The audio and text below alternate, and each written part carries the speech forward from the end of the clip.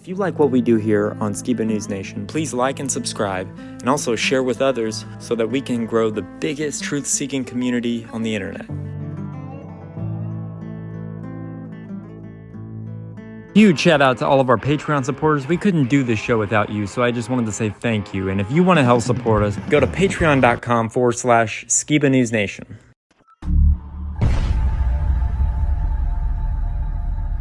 What it costs. I want to know what the truth is. And I hope that people, my son, anybody, if my name comes up, whether you like me, whether you agree with me or not, at least you can respect the fact that he's on a quest for truth. He's on a quest for truth.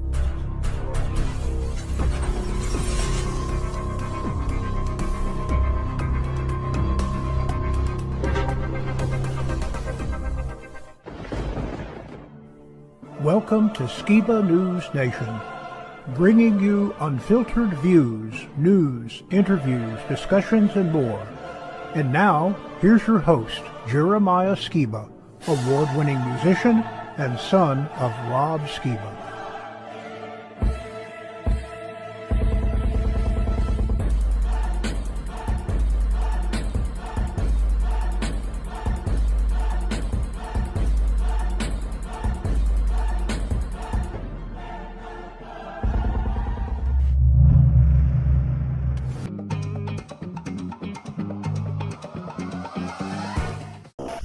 Hey Skiba News Nation family, we have a very special guest coming on again today from the YouTube channel, 7 Trumpets Prepper, Mr. Lucas Cameron. Welcome back to Skiba News Nation, man. We're glad to have you. Hey, I appreciate the invite, man. It's always an honor to be with you. Yeah, man. It's we were just talking before about like AI and all this other stuff, and we'll get into it. But I think Jake had a first couple questions about like crypto. So Yeah, okay, so crypto is such an important topic in today's world. Technology is quickly, fastly changing the economic game. I mean, I've heard crypto compared to internet in the 90s, what that did for information. Crypto is going to do for economics and for the monetary system. It's like money 3.0. So it's a super important topic, and a lot of people, they have differing opinions. Some people jump straight to associating it with the mark of the beast. But overall, starting off, how would you explain cryptocurrency and blockchain to somebody hearing about it for the first time? Okay, well, the first thing I would tell people is crypto is freedom. It is one of the last bastions of hope in the financial sector. I mean, outside of owning gold and silver, precious metals, crypto is the people's money. And I can literally take my phone and do a Lightning wallet transfer to somebody else, person to person. That is so fundamentally important anymore because banks, when you put your money in the bank, you actually have to turn around and ask the bank to give you your money back. Like it's in their possession at that point. They can lock you out of your own funds. On top of that, there's regulatory measures that's in place, and just even with trading on certain marketplaces that does trade crypto. I told somebody recently I didn't want that transaction to go through on my card.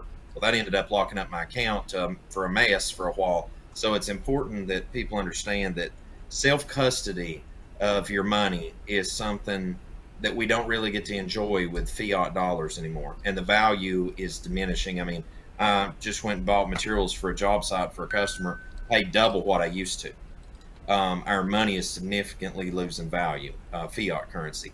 But crypto is, even though it's volatile, it has a utility to it, and it's getting to the point too where that if you look at the countries worldwide, that Russia the other day made the availability a lot more open to people, not only to use crypto, but to mine crypto. Just like here's a demo crypto miner that we're building right now. It's going to go on a treasure chest for my crypto mining company, Black Flag Crypto Mining Co. That's the demo unit. But people that want to do mining, just like that example right there, just that small little example, or people that wanted to exchange it with other people, they made that readily available because they're having a struggle using their currency. in Russia right now because of the war in Ukraine and stuff. So, I mean, to somebody that's never ever experienced crypto, the first thing I would look at and say is, well, don't look at it like it's mark of the beast or something like that, because the governments of the world, and especially the United States of America, have made it exceptionally hard to use cryptocurrency. Now, I don't know about you, but the mark of the beast is forced upon people. So if if I'm looking at crypto, the fact that the beast system, the new world order, banks, and etc. hate crypto tells me I need to be looking into it, because anything the government hates, I should love. I mean, that's just my personal policy on that. Right on. Now, there's always rumors surrounding who made Bitcoin. It's always been attributed to Satoshi Nakamoto. And there's a lot of conspiracies around that. I'm curious on your particular perspective on where it came from. Man, that's a tough one, Jake. I mean, I have some theories surrounding in my head. I'm not going to lie. I've seen the one where that people have, broke down that the CIA had a hand in creating Bitcoin.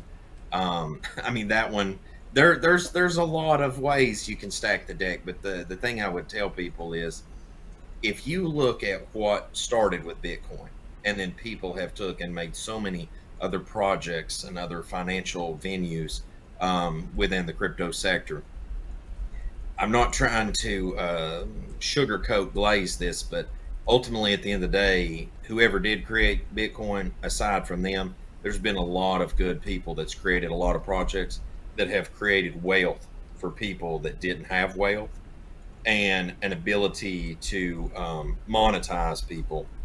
Again, where that in certain countries and situations, their money just wasn't worth nothing. So, I mean, I try to take the good out of the bad, even if it was nefarious entities and purposes that originally created Bitcoin. Now, Bitcoin mining is something you brought up, and that's super awesome. Like, you showed your prototype there of your Black Flag Mining Co. You said you're going to put it in a treasure box? Yeah, so this is the guts. Okay, you've got your mining board and you've got the control screen, and this will go into a treasure chest, and where the key lock would be, this will go in the front of it, and then the lid can actually come off the top, so you can clean the fan or replace it if you need to. But it'll mine like half a terahash worth at a time of Bitcoin. So it's perfect for solo mining, and it uses like only 30 watts. And we're going to fix it up too, so that eventually you can power it with photovoltaic power. So you could set it on your bookshelf, set the panel in the window, and you don't even use power off your house. And if somebody ever found a block of Bitcoin, I mean, that's hundreds of thousands of dollars. It's a way to get Bitcoin mining into any consumer's hands. Like, I can literally send that to a 90-year-old grandma. She can take her phone, scan the QR code, put her Bitcoin wallet in, and she's off to mine in the same day. So it's pretty user friendly. Now, a lot of people are probably unaware of exactly how Bitcoin mining works, or what the process behind Bitcoin mining is. Can you maybe go into the details of what is mining for Bitcoin? Why is it use your computer? What is it actually doing? And what does it mean to find a block? And how common is that to happen?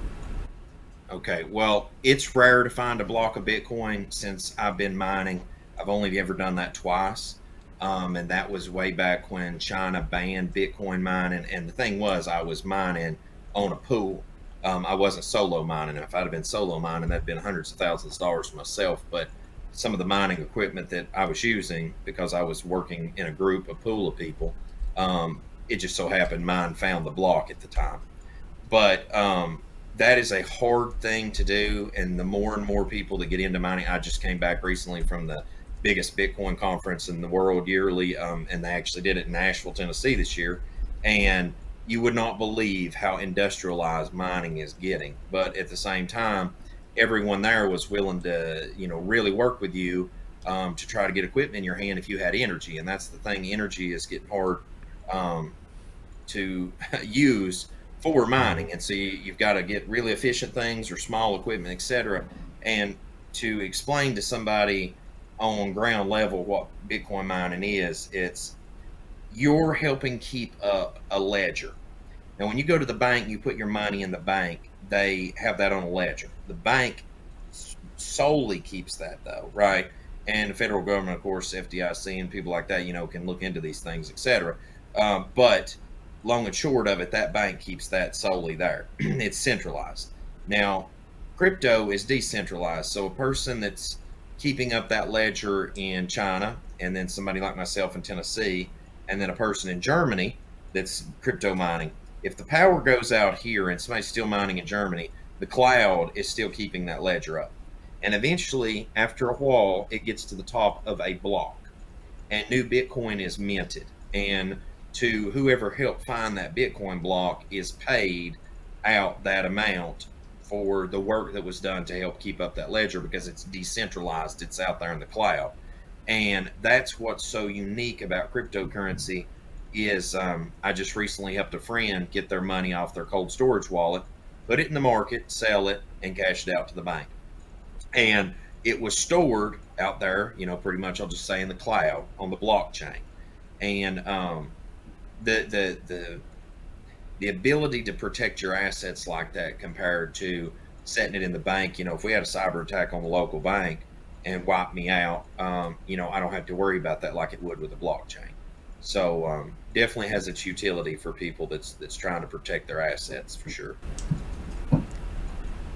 So these computers are solving increasingly difficult mathematic equations, and they are drawing enormous amounts of energy to be able to do so. And so as Bitcoin gets more and more difficult, because there's less and less of it coming into the system, more and more power is required, correct? Yes, if the difficulty is going to increase. Yeah. Now, the term the halving is something that people have likely heard.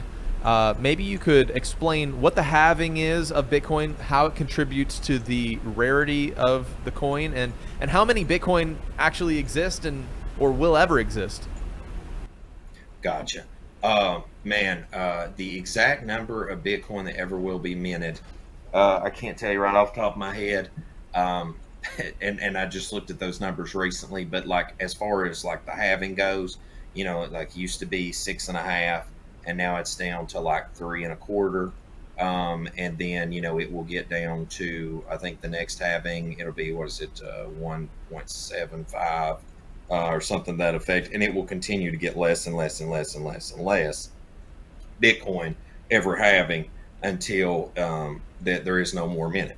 And then I know a lot of people's asked, well, how will the Bitcoin network and everything stay alive after that? And of course, transaction fees, things like that will be garnished for helping upkeep the blockchain, etc. But I really wouldn't concern ourselves with that too much of that, because that's going to be like another, I think, 140 years left worth of mining or something to that effect. And I'm pretty sure Messiah will return before that time comes at the rate of decay of the world. But long and short of it, that's how that will continue to diminish until there's none left. Right on. All right. For one last question, and then I know Jeremiah has oh, sorry, go ahead. No, you go ahead. After you. Okay. We'll get it in post. So in terms of trustworthiness of crypto wallets and exchanges, I wanted to ask you about it, where people had leveraged their crypto and then the company claims bankruptcy and locks people out of their crypto. What is the difference, and how did that play out because of private wallets and custody wallets? And what are the difference between having your keys and being able to retain your asset versus having one of these public wallets? And also tacking onto that, what is your opinion on these public custody wallets like PayPal and Coinbase and a variety of things like that? Well, I think we branched that three ways. Okay, so number one is not your keys, not your crypto. That's the policy everybody should always operate on. If you're a miner, myself, I send all my assets to a hot wallet like crypto.com, because I'm constantly cashing that out. This week I bought groceries, and I think we bought gas with it and paid for, I think, some medicine and stuff, diapers. I'm constantly cashing it out. And furthermore, we're not even going to mine 24/7 now. We will literally be fully mining off grid integrated in about a month, to where everything starts on a timer at daylight and it cuts off at sunset. So we should definitely raise the profits from that, hopefully, by the grace of Most High. But when it comes to the other two parts of that, is if you're not, creating that wealth and cashing it out instantly. The second mechanism of that is if you are constantly using a hot wallet, and a hot wallet is, it's on some exchange, it's on some network where you can sell that constantly or buy it constantly, and it's sitting there on their network. If crypto.com went away tomorrow, everything on there, I might as well just consider it's gone. I never keep more than $10,000 on a hot wallet at any given time. Now, I just bought one of these at the expo. Let me get the glare off of that. This is a Ballot cold storage cryptocurrency wallet. And it's pretty cool stuff, guys. It goes up to 1,000 coins. I'm so sorry. There's such a glare on the computer here. But anyway, if y'all want one of these, I'll send you a link to it. I talked to the guys. I went on Industry Day, which was the first day there. Like whale pass holders and industry people like myself, they get in the building before the general public. And the next couple of days is to the general public after that. But I spent time talking to these people, and what's so unique about that is you can put your crypto on that, which puts it in the cloud up on the blockchain. And to pull it off, you need your keys, of course. But you can put that in a fireproof safe, like I have. And if the house burns down, I can go to my fireproof safe. I can pull that out. I could get on a flight, go to Russia tomorrow, pull it off the blockchain, and put it onto a hot wallet and use it right there in another country. And I'm just using that for a very extreme example. But like, that is the security network that is built into that, as opposed to having it on a hot wallet. Because now I could go to who was it that got their plane seized? Wasn't it Venezuela's president? I think it made the news. He just got his plane seized in, what was it, Dominican Republic? Oh, Pretty sure that. Yeah. Okay. So imagine you're the president of Venezuela and you just went to the Dominican Republic and you just got the United States government seized your plane. Now, in theory, you could find somebody there at the airport that wants to sell you an airplane, pull your, because they seized your cash. Let's just say they seized all your assets too. So you could pull your crypto off of the blockchain on your cold wallet there, pay the person directly for another aircraft, and be back in Venezuela same day. I mean, that's the utility you have, the safety that comes with a cold wallet. So that's kind of the three ways that road splits, to just break that down to somebody real quickly. That's awesome. What would you say if someone like, I've heard a lot of people say this, they're like, crypto is gambling and biblically we shouldn't do it, but I mean, what would you tell that person? Oh man, life's a gamble just walking out the front door anymore. Yeah. I mean, I guess the way I'd look at that is, our dollar bill, okay, a foreign exchange, Forex, people that trade Forex, every day our currency and the currencies of the world get valued or devalued up or down. So, I mean, if the same principle applies to that, then we could say using the US dollar is gambling. Because in just the past 4 years, I would say our dollar, essentially, they're not going to say this out in the public, but our dollar bill is essentially worth half of what it used to be. Oh yeah. That's my personal opinion, because I bought conduit the other day that I would have bought 2 years ago for double the price. I mean, that tells me that it has half the purchasing power that it used to. I mean, people can call that inflation. People can call that, economic issues worldwide. They can label a lot of things. But what I look at, it's just like Venezuela's money that went worthless, and the Reichsmark in the 30s before World War II. I mean, I think we're seeing a replay of that right here in the United States of America too. Yeah, I mean, that's what's cool about crypto. And like, for someone who's just getting into it, what would you suggest to them? Like, what would be the best way somebody could get into crypto if they don't know anything about it? Well, I mean, I'm not over here trying to sell mining equipment, but number one is I would produce my own crypto. Like, I would mine out the gate. If I, especially if I had extra power setting around, like a lot of people will pay for a rent on an apartment, right? And the Mhm. electricity comes with the apartment, right? So if I could snag me some really cheap mining equipment off eBay, I would plug the crap out of that in at the apartment, or your rental slot that you have your RV parked or something like that, and just set it under the RV to help keep the thing heated from your pipes freezing in the winter instead of plugging in a heat tape. I mean, that can start getting you some residual money a month, a couple $100 here or there, something like that. But I would not just up and buy, assets on the crypto market and just park it. If you're going to do that, I would get a cold wallet, like that example I showed you guys, and I would start purchasing it on a marketplace, pulling Mhm. it off, putting it in the cold wallet to store if they're going to do that as an investment thing. Because, silver, gold, crypto, I feel like these are the only safety mechanisms we have left that are going to have some kind of value. Because, I mean, you can go to El Salvador tomorrow. I talked to real estate people at the Bitcoin Expo where that you can literally fly. I think a flight down there is like $300 right now to El Salvador, and you can fly down there and you can buy real estate real time with Bitcoin from a realtor and have a piece of property in another country immediately. I mean, like there is It's amazing. serious yeah, there's serious utility to this now. I mean, people think this is just some kind of like cool techie science experiment kind of thing going on. Like, this is real world value nowadays. Oh yeah, I mean, like I started since our last interview. I've started like, learning more about crypto, and it's really insightful. Like just learning how to do it. I think it's like the future because, I mean, I'm watching it go up and down, but it's got to go back up, at some point because it's at a high, right? Wouldn't you say?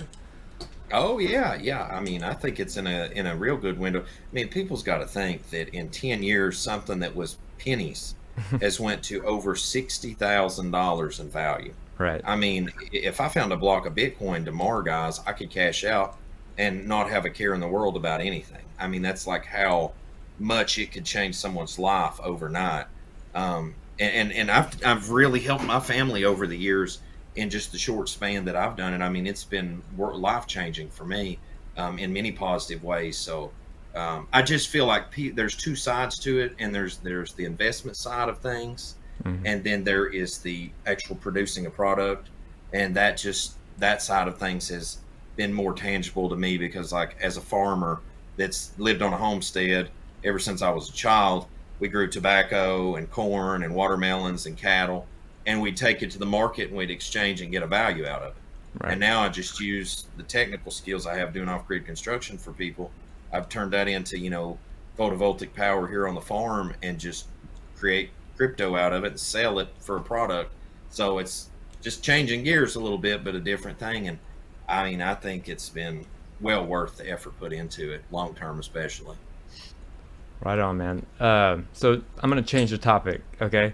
So, do you think they will rig the election in 2024 again?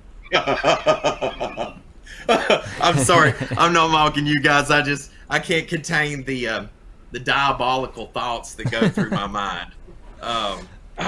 Where do we even begin with this? Now I've got three scenarios.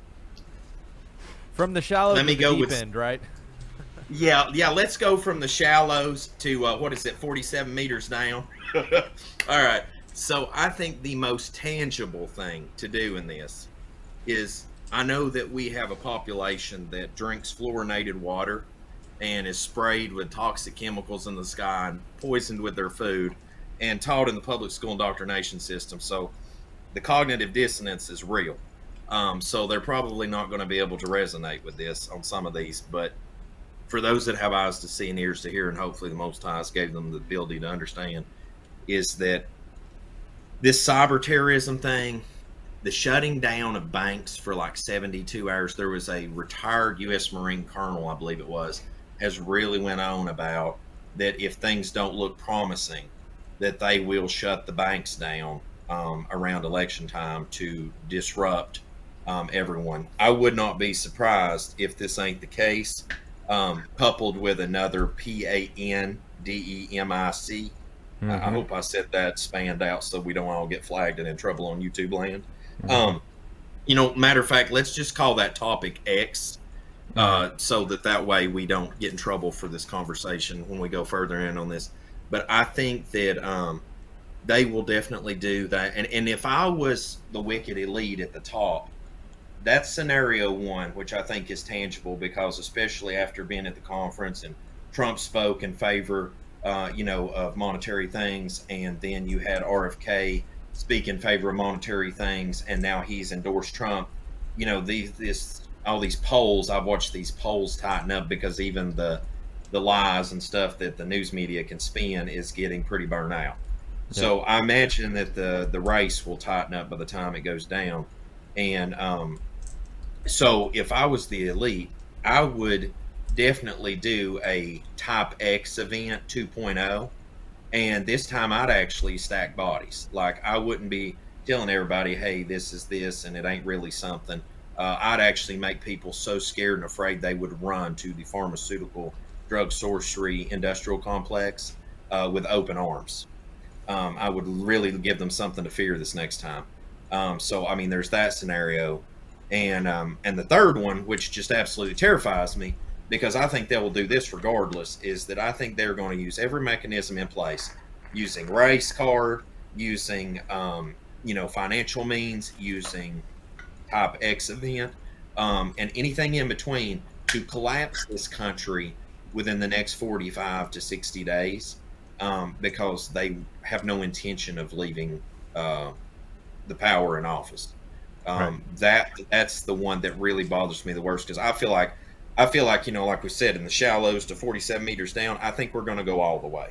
Like, I mean, I just see this massive shark coming, and I don't think it's going to end well, because I mean, like, just between work doing off grid, people calling, wanting construction done. I mean, it's just busy, and I think people feel the urgency that some big event is about to come to pass, because this next election, to me, looking at prophetic things, we can be like, the river Euphrates is drying up, and that was prophesied over 2 millennia ago, and they're saying by 2040 it's going to be bone dry. I mean, we can go into a lot of different venues here, but just with the Republic of the United States of America, I feel like this next election will determine the fate of this republic. Like, it's that important about what's about to go down. Right. Hey, whatever you do, don't send your theory notes to Carl Schwab, because he might take it seriously and do exactly what you said, right? Right. Oh yeah. Now, I mean, and like I said, if we're going to eat roaches, and if we're going to own nothing and be happy with it, I mean, we might as well break out the bubonic plague, right? I mean, like, you got to go all the way if you're going to go with it. What about the X, man? What about the X? They already got us on the list. Oh no, we've been on the list, man. I was going to say, make sure to order some pure silver drinkware, to start using at home, just in case. They get your natural antibiotic every day by drinking out of your silver cup. Mm-hmm. Yeah, natural antibiotic not glassware, metalware, right? Yeah, there you go. You know what? On this topic of Trump and the election, I mean, what happened just a little over a month ago was so iconic, and like one of those we lived through history type moments, with Trump getting shot and whatnot. Really unifying and bringing together the conservative party as a whole. I dare to say even the Christian community at large really flocked to Trump as a beacon of hope. If he did get reelected, he's the best option. But to play the devil's avocado, for lack of a better term, there's other people that are very suspicious of how beloved and how kind of propped up as this savior of America that Trump is, and people have even theorized that maybe he could be an antichrist type figure. I know presidents from way back have all been claimed to possibly be the fulfillment of this figure in Bible prophecy. But what are your thoughts on that? Because personally, the reason here's my caveat to this is, wouldn't that figure, the one to deceive the whole world, have to be somebody that could sway even the very elect, if it were somebody who was a savior type figure? And there are so many parallels in media that's being drawn between Trump and Jesus Christ himself. And so, it just makes me, curious. What are your thoughts on, could Trump be, like an antichrist type figure that is being propped up as the savior of conservative America? I got you. Well, okay. So I guess where I go with that, Jake, is we got to backpedal for a minute. Is that when we look at Revelation, when it talks about describes the two beasts, and when I think it's Revelation 17:15 talks about many nations, or the waters mean many multitudes, nations, and tongues, right? Well, and you look at the second beast coming out of a place sparsely populated, like I look at America as the second beast of Revelation, and causing it to worship the first beast. Well, I still look at the papacy as the seed of the beast and the man of sin at its head, that great horn speaking great things against the Most High.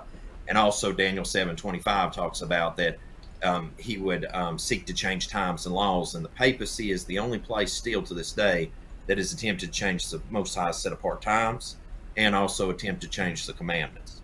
So I still cling to that. And so with that, I could see Trump giving power and authority over to the Pope when the time comes, and deceiving the Christian community to bend the knee to Babylon, to the great whore Babylon, the Roman Catholic Church. I could see a lot of those mechanisms take place under Trump. I'm going to tell you guys, I just cannot, for the life of me, if I was Satan, have Harris in as president. She would cause so much chaos. Like before she even went in office, day one elected, this country will be burning. And that is not going to work for me. Yeah. Speaking of communism, right? Just real quickly to bring people up to speed that don't understand communism. This I seen this little thing on this teacher was given an expose one time, and this is like a 30-second speed explanation on communism. The students were upset they didn't want to do the test. And so the teacher just said, hey, I'm going to pass everybody on the test. I'm going to average the scores you'll pass. First test, the hard workers and the people that didn't work, it all averaged out to a B. Time goes by, they do it again, it averages out to a C. By the third time they do a test, everybody made an F, because the people that were working hard said, forget it, I ain't dealing with this nonsense. And the people that didn't care even cared a little less. And so Marxism died 3 tests into the class. And the teacher done this is proof positive that, communism teaches no one to put any effort in anymore. It destroys society.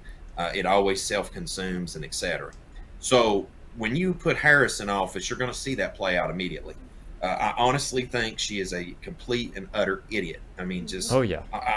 I that's just how I feel about her. I mean, it's not a race issue. It's not that she's a female. I mean, I don't care what melon you are.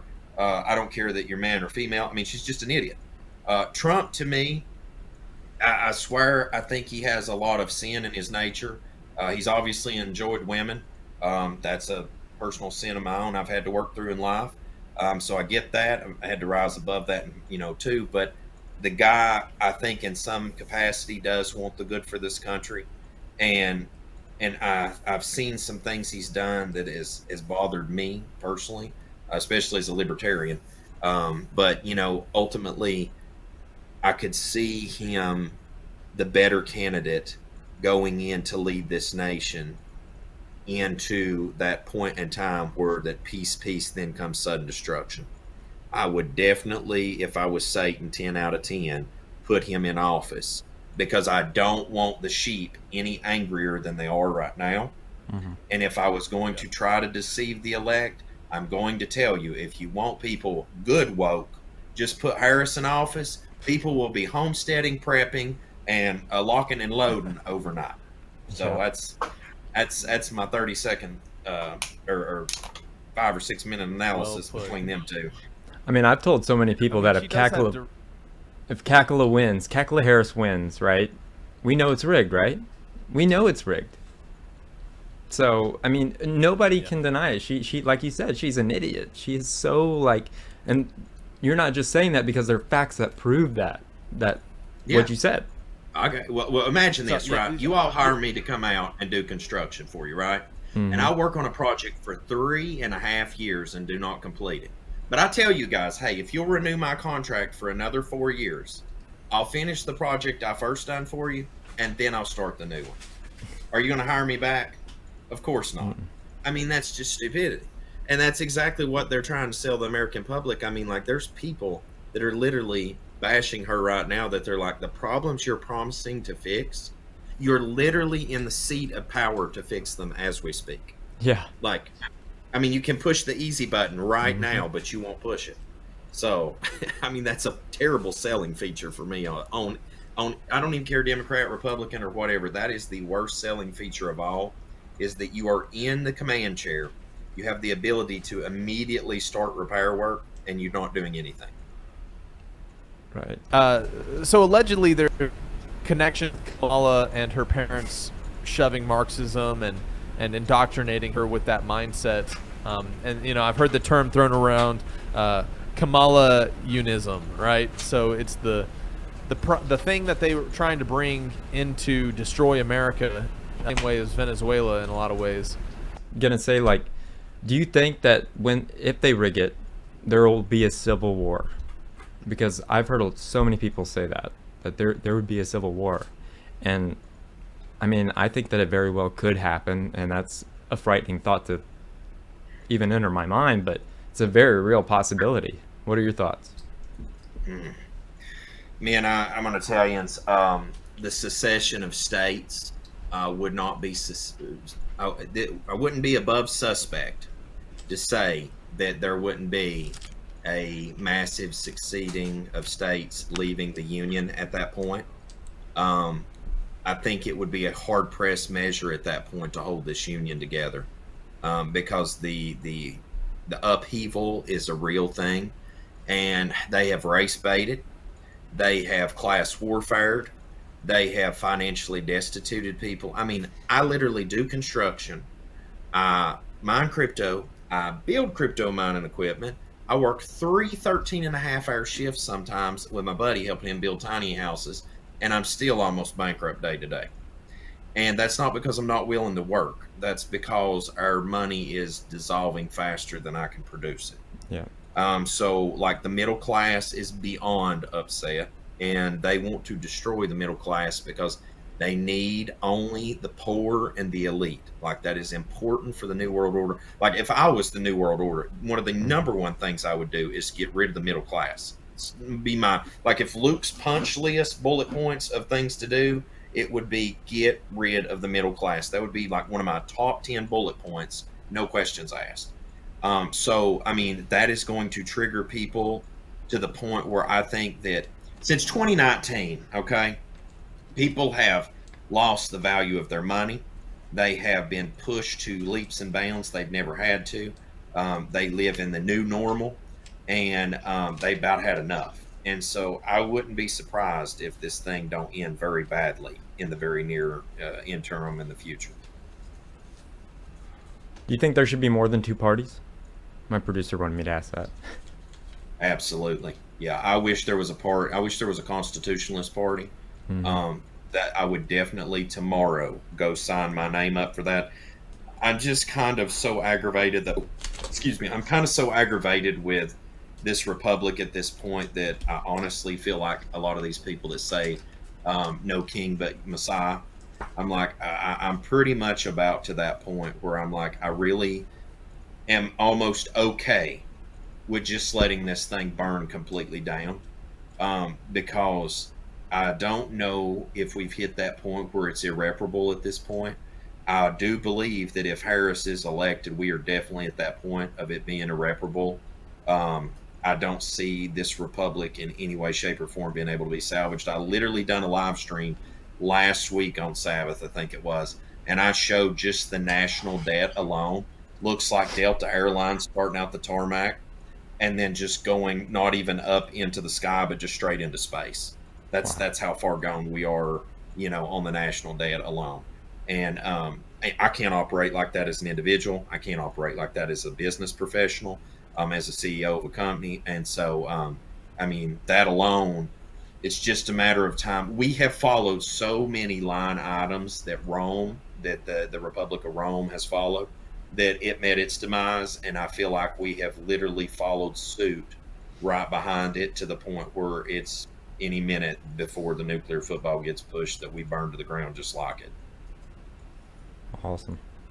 Jake, do you have any more questions about the Trump topic? Yeah, I mean, we see people like Elon Musk advocating for non-computer voting machines, and going back to more tangible stuff. I mean, I don't know if you're familiar with the 2000 Mules documentary that came out regarding the 2020 election, and if people listening are not familiar, it's worth looking into. It proves with just 2,000 people, the tides could have been shifted, and even talking about this is a controversial, bannable topic on YouTube, questioning the integrity back, 4 years ago. And so what could be done, do you think, to prevent cheating? And I mean, is that a lost cause in and of itself? I mean, the whole voting process, is it even worth it? I mean, I know, we want to be involved, we want the best for our country, and we don't want to be lulled into inactivity, of course, but it seems like the deck's stacked against us. Yeah, I second that notion. Okay, so 20 years ago, I finished pretty much top of my class in Army ROTC. The first thing I did, men, was go down and volunteer for the U.S. military. The first act, right after high school. Thankfully to which that I got declined because I'd had asthma as a kid and they just weren't having it at the time, even with the war going on. So I was like, okay, well, that's cool. And I moved on and went and done a technical path in life. But 20 years forward motion, I would be willing to take part in certain activities that I can't describe on here right now to protect my family from things that have went on in this republic now, and I wouldn't even want to begin to go sign up for the military. So I mean, like, I know the thoughts and actions that's going through my mind. I know it's going through a lot of red-blooded patriots, but at the same time, it's like, is it worth fighting for anymore? Because when you say the deck is stacked, I mean, like, to really hold a genuine election. See, this is funny that we're talking about this, right? Is Venezuela's president got his plane held because that they say that he wasn't rightfully elected. That was one of the other things that they take issue with him. But on the same measure, in our country, we had people that were dead that voted. We have people that weren't registered voted. And so I'm like, the only way to correct that is that everybody has to prove they're a U.S. citizen when they go down to vote. And you have to have people watching people counting the votes. And I just don't know how in the world you do that with a two-party system, because I feel like people mean well in the Republican side and they cheat. And I think people mean evil in the Democratic side and they definitely cheat. And that's why I feel like a constitutionalist party would be the only check and balance, is to have a third party in this country. And I believe that if that was brought to the forefront, many people, I think a third of people, would immediately go to that party, because people want to return to the Constitution, but there's nobody really wanting to fully go back to the Constitution that's in either of those parties. Mm-hmm. Yeah. Do you mind if we move to AI? Because we were talking about that earlier, and it was just so fascinating. But so AI is being used in schools now, and kids now can interact with people from the past, like, that are no longer here. Like Amelia Earhart, for example. I know a very reliable source that is a teacher, a public school teacher. I don't want to name names, but if you know, you know. But right now it's being used for good and for learning and for, knowing about these people. But it could so easily be switched, and like they could totally like make it to where it's like reanimating the dead. I mean, do you think we're too late to turn it around? Like, do you think it's too late? Well, I mean, when you talk about AI, I mean, you're looking at digital necromancy. I mean, you're talking about, demonic entities. I mean, you're talking about that. There's like no level off with AI. Like, this thing is rapidly learning. and augmenting to the environment that it's in. Anytime that AI also has been given free reign, it's always come to the conclusion that it's become tyrannical, or that it felt that humans were a threat and needed to be deleted. Now that's factual stuff too. I mean, like, studies have been conducted on that. The guy that worked at Google, or whatever they call the grandfather of AI, he regretted even working on AI. Now I believe he confessed. And you have, like Elon Musk sitting at a beautiful restaurant like we were talking about earlier, and the machine was all mechanical down, but the face on it was so real that if I'd have passed that on the street, I wouldn't even have been able to tell that that wasn't a regular woman.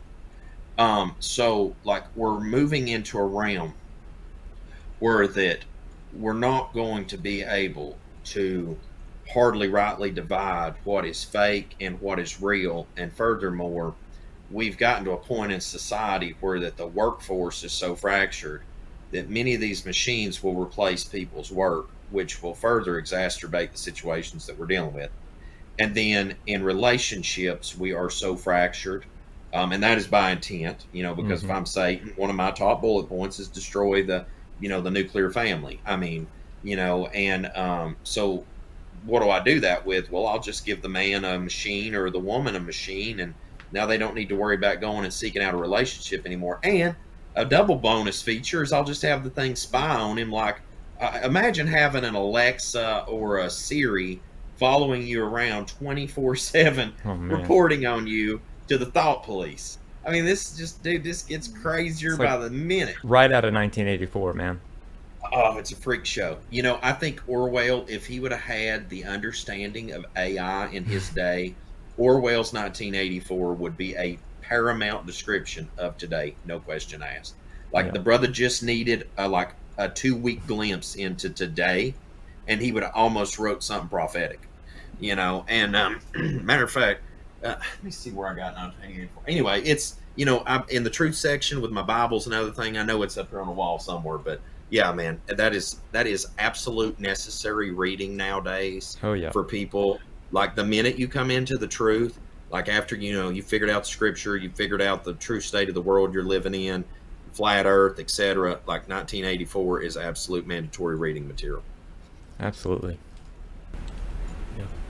The effect of AI is so multifaceted that it's hard to just focus on one, because there's like 10 other ways it's going to affect the world left by the wayside. So, I mean, just to run through a few, I mean, the way that it's influencing media right now and the content creation that we're interacting with, long gone are the days where you can watch something organically created online and be able to like source it and trace it back to the creator and their content, and kind of break down where they get their information, what they're presenting.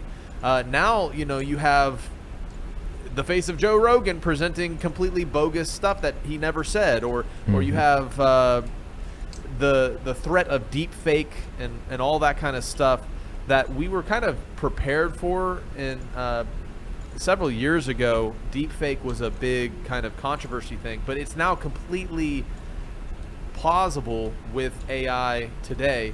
And so this concept of AI being able to be used has like a replacement Holy Spirit, right? Instead of God leading you through life and His Spirit showing you how to walk, now we have Alexa and Siri being those talking heads saying, oh, you should think this way or think that way. And the reason AI is programmed that way is because it's being divvied out by these extremely liberal tech centers that are implanting in the AI some bogus wokeism, which is been mentioned by Elon Musk, the concept of corrupted AI, which is this incredibly powerful tool, but is viewing the world through the lens of these insane liberals. So my question would be, is there a way that AI can be used beneficially today, or is this something that we just have to look out for, be wary of, and hands off the wheel? Because it kind of makes me think, is there some guy out there who's going to create a good AI that's going to be fighting these bad, evil AIs and going to help us see through the web of lies that now takes over the interwebs? Because the AI is able to crunch those numbers and put out all that false media. And so you're going to need almost tools like AI to be able to decipher the deceptions of AI. Well, I mean, if you take that movie In Time, Intime, that had Justin Timberlake in it, and you take that movie Elysium, and you take Blade Runner, and you put that all in a blender, I think we're going to see something kind of like those three mixed together come out the wash here in about the next 2 or 3 years. And, they've been talking about this heavily since 2015. They were like 2025, AI, blah, blah, blah, blah, blah. And it'll be all this and that and blah, blah, blah. And I seen an ad on Facebook the other night, and I'm not trying to be profane. I mean, it just is what it is. It was an ad. And it was tailored specifically to you, a AI girlfriend, that you could have a digital AI girlfriend. And I was like, oh my gosh. I was like, I'm literally watching Blade Runner play out in front of me right here. And I'm not ready for this. Guys, my wife told me that I'm a very angry person anymore. She said, you're not who you used to be. You're upset all the time. And I really had to do some soul searching, because I'm like, am I not being the best version for my family and my friends, my coworkers, my customers? Like, what is wrong with me? And I really sat and analyzed it. And I'm like, I am uncomfortable in the environment and the construct that's being built around us. Like, it's not 1985 anymore. Whenever I was a little boy, you can't ride a bike. You don't see the kids riding bicycles in the street and the doors unlocked. Like, it's crazy out here in these streets. I mean, it's poverty on every corner. Like, they're poisoning everything. They're locking down everything. I don't know. And it's just, I cannot find peace in this. And like, I don't think I can find peace until I see Messiah's kingdom. Because I know we're living in a time of great tribulation, and AI, I said all that to say this, is AI is going to fundamentally exacerbate this tribulation, because it is giving the New World Order the tools to carry out the deeds they need to. Because if I needed to take Luke out, I don't need to send the SWAT team. I can drop one AI robot from a helicopter in the dark of the night, and by morning, Luke won't be around no more. And the robot dogs and all this crazy stuff. And guys, I'm telling you, it's just, if one thing I could delete off the face of the earth, it would be AI. I mean, period. The next thing would be mosquitoes, but AI would be number one thing I'd get rid of. It just terrifies me. Drone warfare. I don't know how to deal with it. Oh yeah, like drone AI warfare plus drone warfare. Drone. When you see how that is changing the battlefield, and we see videos in Ukraine and stuff, you tie that to AI and the ability of that system to crunch numbers and locate people, and really that's what the ability of AI has given to the world system at large. It's given them the ability to interpret and crunch the data that they've always been collecting from us as they steal our privacy through apps and the Patriot Act and whatnot. Ability to collect that data and then crunch it with AI to, turn it into productivity or manipulation is how the beast system kind of locks those chains down. And it's why AI is so dangerous, I think, in terms of the information we feed into our digital selves out there in the world. Because that's the information that they can then use AI to say, this is a flagged individual, this is a person who's not following our particular thought pattern, this is whatever. It's a very trying time to be alive. Yeah, maybe these are the giants that our generation faces, right? Drone warfare with AI and all these crazy things that are coming onto the earth, the deceptions that we're dealing with. This is our generation's giants in a lot of ways. Absolutely. I'd second that 100%. And the thing that people need to understand, and this is the part that I've tried to draw peace from, is how the prophets of old, they got stoned. Because every time they showed up, they had nothing good to say. Like, they're like, you're all going to get judged. We're going to burn and die. And, Babylon's coming, and this is not going to end well. Repent. And other than Nineveh, like with Jonah, they listened to Jonah, right? In Nineveh, but like this generation, nobody seems to care anymore, and it's only going to get worse from here. Like, I think that's the part that I'm having the hardest time dealing with is everybody's looking for, sunny skies and, good days ahead. And I'm just like, do I need to be digging a bunker in the ground tomorrow? Because I keep feeling this urgency that things are not getting better from here. And I guess that's the part that bothers me absolutely the worst. And, the 2019, when I was sitting waiting for that flight, when X event number 1.0 took place, I told Abby, I was like, in case things go sideways, I was like, if we need to go downstairs and rent a vehicle and drive all the way home through the night from California, we're going to do whatever it takes. Just wait and see if the plane pulls up to the door and we get on and go home. Ever since then, I have not felt right about things that have went on. I have continuously said I do not participate in this. I choose not to participate in this. I will not comply. No, I will not take that. No, I will not do this. And I find myself more and more and more having to do that in public about many things, from political to religious to personal sovereignty. And I feel like it's getting more and more pressure around those things. And I feel like the next time is going to be really, really a lot of pressure. And I just find that so many of us that have said no so many times these past 4 years, we're going to be under a lot more pressure the next time through on Event 2.0. And I swear I'm exhausted. Like, I am just freaking exhausted, and I really don't want to deal with that again. And I know we're going to have to deal with that again too, man. Yeah. The world's being sifted and shifted into different groups. It reminds me a lot of the ways of Gideon's army and how it was chopped down from a large number of people to a very small number that the Most High used. And there was a series of tests that was dealt out to the vast numbers, right? And if you passed that test, then you moved on to then be able to focus on the next test. But it makes me think, in today's world, if you fail one of these tests, you're so much more likely to fall prey to the succeeding test. And that's what's so alarming. And it reminds me of 2 Thessalonians, right? It's because they did not have a love for the truth, they bought a lie and were damned because of it. And that's super sobering. And it's so easy to go into the doom and gloom mindset. So maybe my last question would be, what is the proactivity that we can be doing as the world gets darker and darker? And I mean, of course, there's the basic statements of let's go and, get off grid and homestead and stuff. But I mean, maybe speak to the relation of community and the significance of the people you surround yourself with. And how do we keep our heads from getting overwhelmed by all of these things that are coming at us? Well, I think the most important thing we can do is, sunrise tomorrow, for those keeping scriptural calendar, is Feast of Trumpets. It's the first day of the 7th month.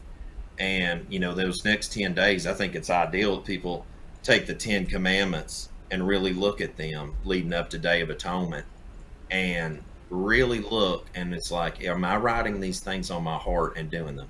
Because, scripture talks about those that keep the commandments and have faith in Messiah. That's the people that make it in the kingdom.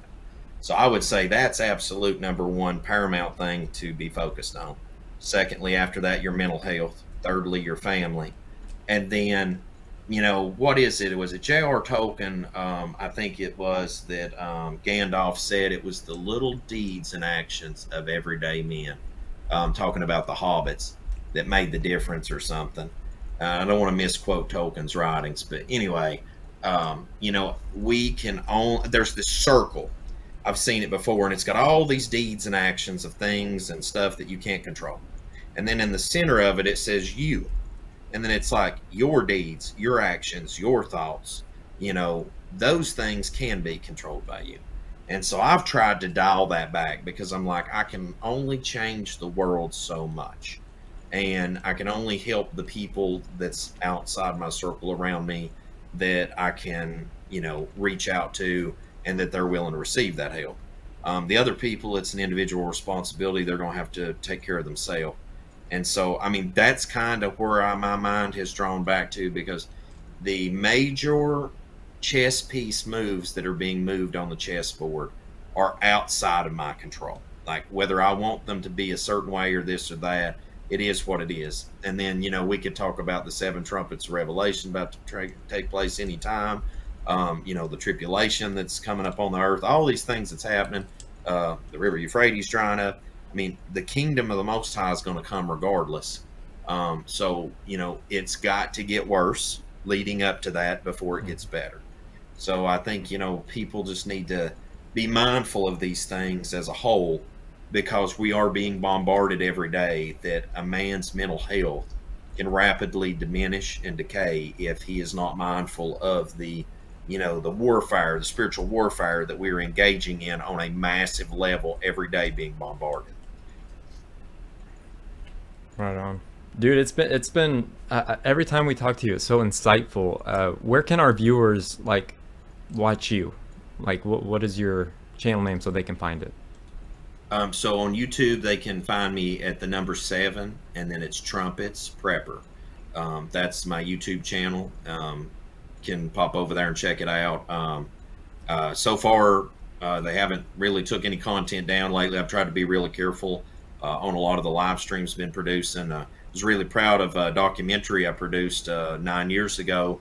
I checked it out the other day about the biblical scriptural Hebrews and things like that, and now it's in the millions of views, and it is the most watched documentary on the topic on YouTube land now. So I was really proud to see that the other day. Mark the Messenger done a react video to it, and that's what brought it to my attention that it was even at that point. So that's awesome. Yeah, so hopefully it's a help to people that watch the content. I mean, it's all for helping people learn to homestead and prep and talk about scriptural topics and learn how to get off grid and do off grid things. And I've done a lot of how-to videos, and then also we do construction for people and stuff too. So it's just and then I do the live stream talk show thing, try to do it weekly. So there's a lot of content on there, and for some people this may not be their thing, but other content we produce on there, it covers a wide field of things. So well, I appreciate you taking the time to hang out with us for a little bit, and we'd love to have you back sometime soon. I mean, it's always fun. It's always an honor to visit with you guys. And I mean, on the exit ramp, I would just tell everyone that, despite everything that's going on in the world today, what an honor to be alive in the day and hour we're in, because so many generations came and went with the hopes and promises of seeing the prophetic things that we're living out right now, like seeing real time. And we're the group that gets to real time see it live out. That is so amazing to me as a believer. Above all things, is that I don't have to go to bed at night and wonder if what was said long ago is going to take place. It's literally happening real time. And that's just such a blessing. Agreed. We live in the days that prophets long to see. Will we rise above or waste the opportunity? Yes, sir. Awesome. Thanks again. It's been great talking. Absolutely. Most High keep you guys. You too, man. See ya. See you guys.